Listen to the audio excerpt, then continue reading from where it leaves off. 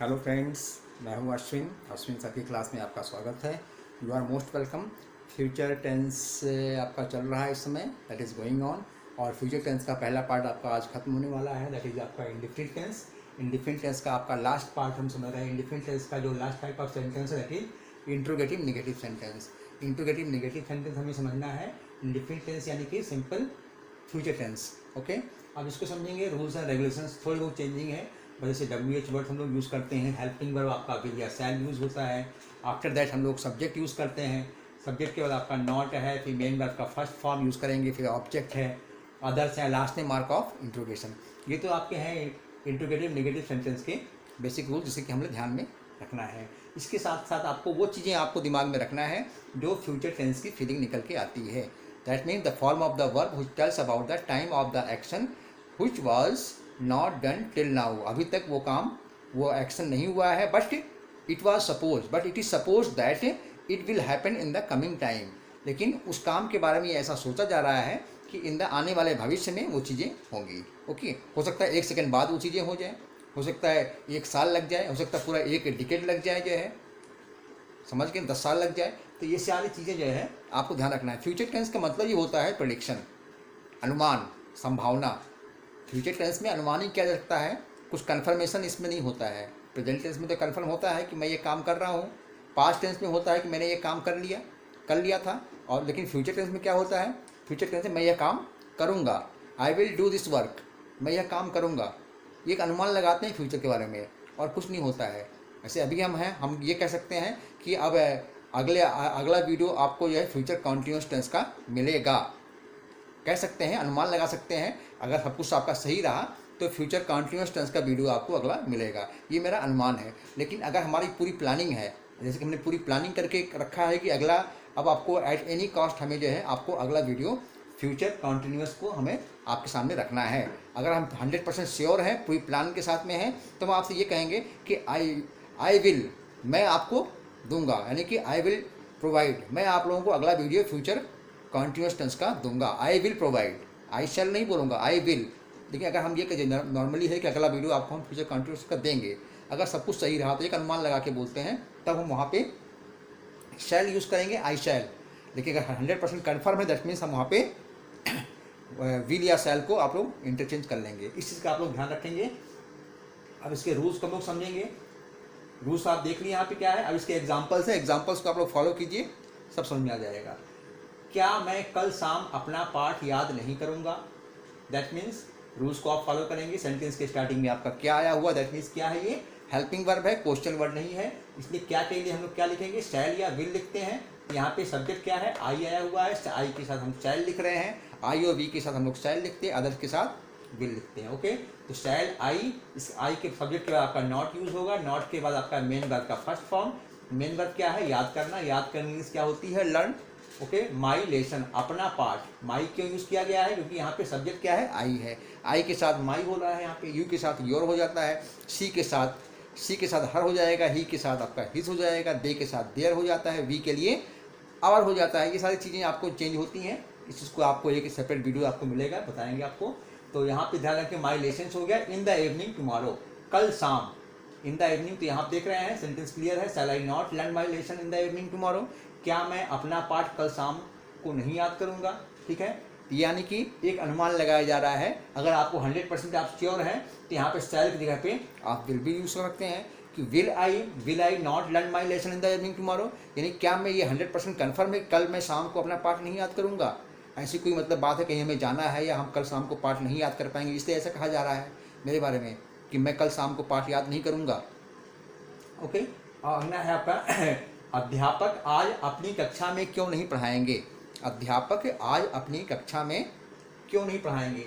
यहाँ देखिए, सबसे पहले आपको ये ध्यान देना है कि ये अध्यापक आपका सिंगुलर नंबर नहीं है, ये प्लूरल नंबर है, बहुवचन है। क्योंकि हिंदी में क्या होता है, अध्यापक और कुछ शब्द ऐसे होते हैं कि एक वचन और बहुवचन दोनों में एक तरह लिखते हैं, ठीक है। लेकिन इंग्लिश में क्या होता है, वो चेंज हो जाता है। इंग्लिश में आपको जैसे यहाँ पे अध्यापक है, यहाँ पे ये प्लूरल नंबर पे आया हुआ है बहुवचन के रूप में, लेकिन जब इसको इंग्लिश में लिखेंगे तो टीचर नहीं लिखेंगे बल्कि टीचर्स लिखते हैं। इंग्लिश में ऐसा नहीं होता है, ठीक है।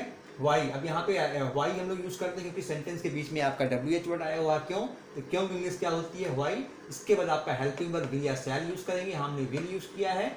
सब्जेक्ट आपका आ गया यहाँ पे द टीचर्स, सब्जेक्ट के बाद आपको नॉट यूज़ करना है, नॉट के बाद आपका पढ़ाना, पढ़ाने की इंग्लिश क्या होती है, टीच। इन देयर क्लासेस, अपनी कक्षा में, तो यहाँ पे अपनी के लिए हमने देयर यूज़ किया है। देयर क्यों यूज़ हुआ है, क्योंकि सब्जेक्ट क्या है यहाँ पे टीचर्स, टीचर्स के लिए हम लोग क्या यूज़ करेंगे, देयर यूज़ करेंगे as a positive adjective. Okay, तो यहाँ पे इन द क्लास टुडे, तो आज ये अध्यापक अपनी कक्षा में क्यों नहीं पढ़ाएंगे, सेंटेंस आपका क्लियर हो रहा है।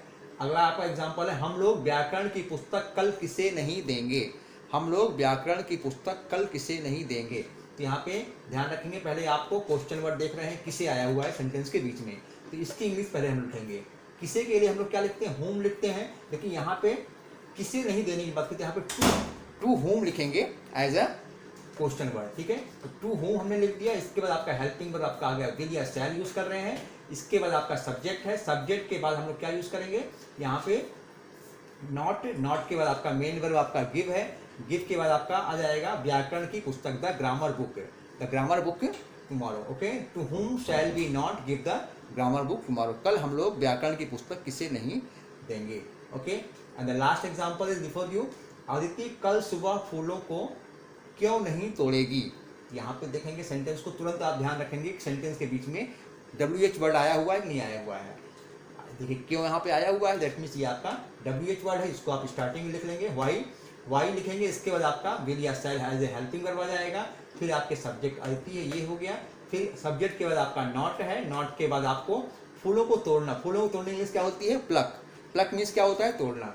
ठीक है, तो यहाँ पे प्लक हमने यूज कर दिया, मेन वर्ब का फर्स्ट फॉर्म यूज हो रहा है यहाँ पे, फूलों को, द फ्लावर्स, कब, कल सुबह, इन द मॉर्निंग टुमारो।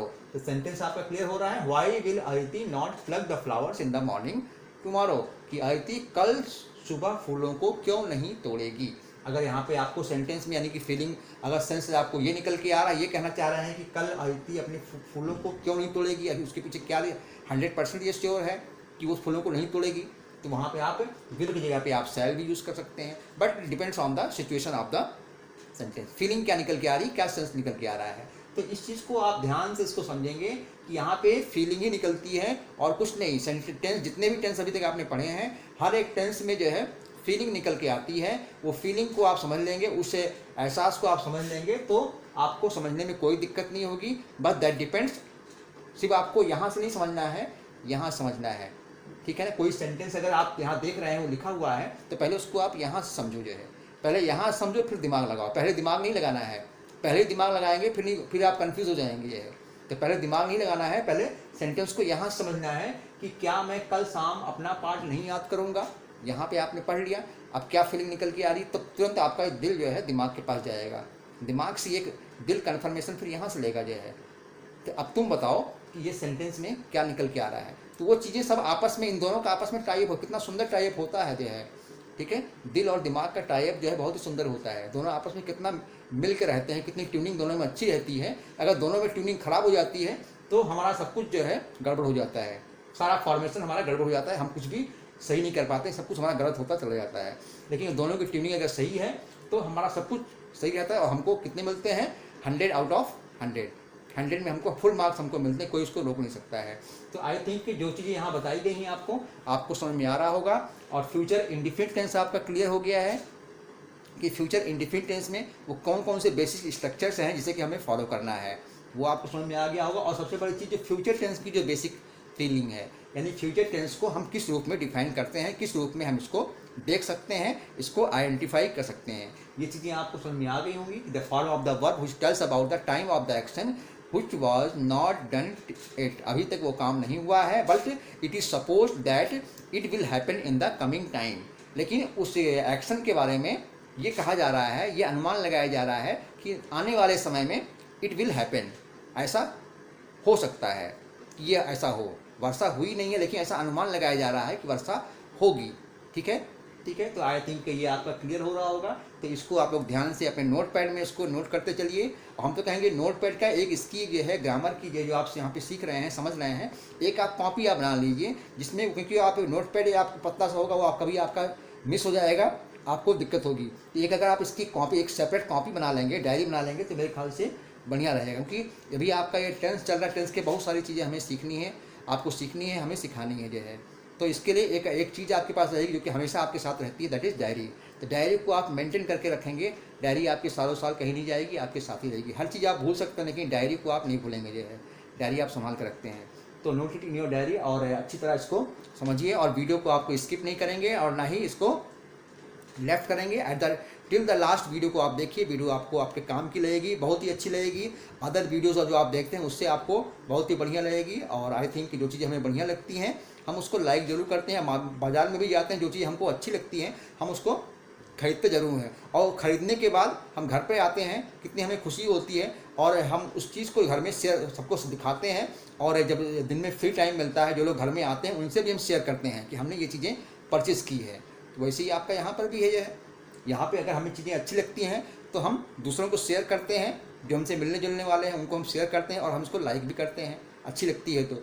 और वन थिंग मोर, अगर आप अभी तक चैनल को सब्सक्राइब नहीं किए हैं और चैनल पे आप नए हैं तो please subscribe the channel and don't forget to press the bell icon so that we can provide you the new videos coming. जो भी वीडियोस आपके आ रही हैं वो आप तक मिलती रहें और नोटिफिकेशन आपको टाइम टू टाइम मिलती रहे। इसके लिए आपको यही करना है कि आपको बेल आइकन दबाना आपको नहीं भूलना है, and don't forget to subscribe it, okay. And one thing more, at the last, जो कि यूजुअली हम हमेशा कहते रहते हैं, क्योंकि बहुत ही रामबाण एक तरीके से है आपके लिए, हम सब के लिए है, नॉट ओनली फॉर यू, हम सब के लिए है। ये रामबाण होता है, कोई भी चीज़ अगर हमें सीखना है तो इसके लिए ज़रूरी है प्रैक्टिस। क्योंकि कोई भी नई चीज़ हमारे सामने आती है वो हमारे लिए एक नई चीज़ होती है, अननोन होता है। सपोज अगर आपको लैपटॉप चलाना नहीं आता है, कंप्यूटर चलाना नहीं आता है, और आपको एकाएक आपके हाथ में माउस पकड़ा दिया जाए, आपसे कहा जाए आप इसको चलाओ, अगर आपको नहीं मालूम है तो आप माउस लगाना होगा, यहाँ पे आप ले जाएंगे, यानी कि माउस आपको कहाँ चला गया आपको दिखाई नहीं पड़ेगा स्क्रीन पे जो है। तो इसके लिए होता है practice, do more and more practice and more perfection we can get. तो डोंट फॉरगेट इट।